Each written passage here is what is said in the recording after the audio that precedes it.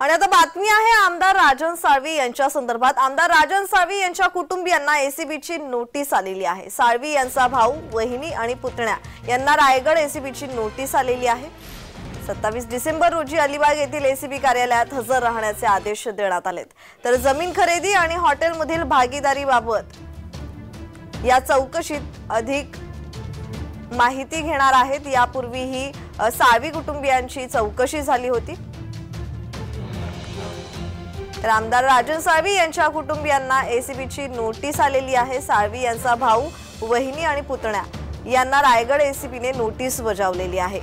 27 डिसेंबर रोजी अलिबाग येथील एसीबी कार्यालयात हजर राहण्याचे आदेश देण्यात आलेत। तर जमीन खरेदी आणि हॉटेलमधील भागीदारी याबाबत अधिक चौकशी होणार आहे। तर आमदार राजन साळवी यांच्या अडचणीत वाढ झाल्याचं पाहावयास मिळतंय। आमदार राजन साळवी यांच्या कुटुंबियांना या आधीही नोटीस बजावण्यात आली होती। तर साळवी यांचा भाऊ, वहिनी आणि पुतण्या यांना रायगड एसीबीची नोटीस आलेली आहे। या आधीही राजन साळवी यांची एसीबी कडून चौकशी करण्यात आलेली आहे। आता त्यांच्या कुटुंबियांची चौकशी होणार आहे। 27 डिसेंबर रोजी अलिबाग येथील एसीबी कार्यालयात हजर राहण्याचे आदेश देण्यात आलेत।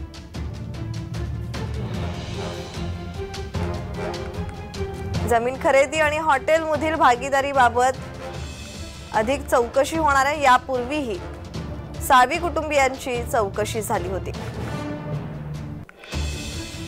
तर आमदार राजन साळवी यांच्या कुटुंबियांना एसीबीची नोटीस बजावण्यात आलेली आहे। कागदपत्रांची या चौकशी दरम्यान चाचपणी केली जाणार आहे। साळवी यांचा भाऊ, वहिनी आणि पुतण्या यांना रायगड एसीबीने नोटीस बजावलेली आहे। तर 27 डिसेंबर रोजी अलिबाग येथील एसीबी कार्यालयात हजर राहण्याचे आदेश देण्यात आलेत। तर या संदर्भात अधिकची माहिती देत आहेत आमचे प्रतिनिधी अजेश नाडकर। अजेश, राजन साळवींच्या कुटुंबियांना आता नोटीस बजावण्यात आलेली आहे आणि दुसरं म्हणजे या आधीही त्यांच्या कुटुंबियांची चौकशी झाली होती, राजन साळवी यांचीही चौकशी झाली होती। तर या चौकशी दरम्यान कोणत्या कागदपत्रांची चाचपणी करण्यात आलेली आणि दुसरं म्हणजे या चौकशीत जर काही निष्पन्न झालं तर यापुढची काय कारवाई असेल? प्रज्ञा, निश्चितच उद्धव गटाचे जे आमदार आहेत राजन साळवी त्यांची गेल्या 1 वर्षापासून ही अलिबागच्या एसीबी कार्यालयामार्फत चौकशी होत आहे आणि याच्या पुढेही त्यांच्या नातेवाईकांची देखील चौकशी झाली आहे। यामध्ये त्यांचे पीए असतील, त्यांची पत्नी असेल, त्यांचा भाऊ असेल, यांनाही एसीबी कडून नोटीस देण्यात आली होती आणि त्यांचीही एसीबी कार्यालयामार्फत चौकशी करण्यात आली होती। राजन साळवी यांच्या आपण पाहिलं तर जवळपास 4 ते 5 वेळा त्यांना अलिबागच्या कार्यालयात बोलवण्यात आले होते आणि जवळपास 7 ते 8 तास अशा पद्धतीने चौकशी त्यांची झाली। मात्र आता नव्याने माहिती समोर येत आहे की एसीबी कार्यालयाकडून त्यांचे पुतणे यांना देखील चौकशीसाठी नोटीस पाठवण्यात आलेली आहे।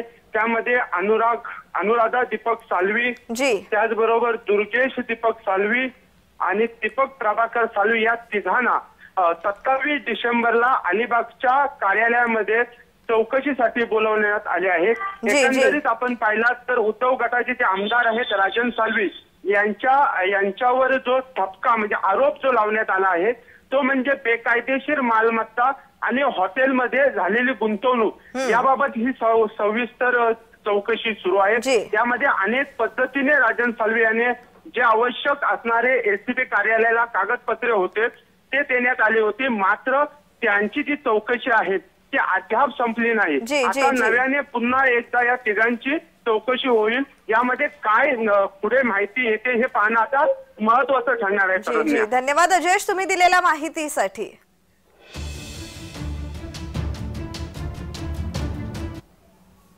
तर सिद्धिविनायक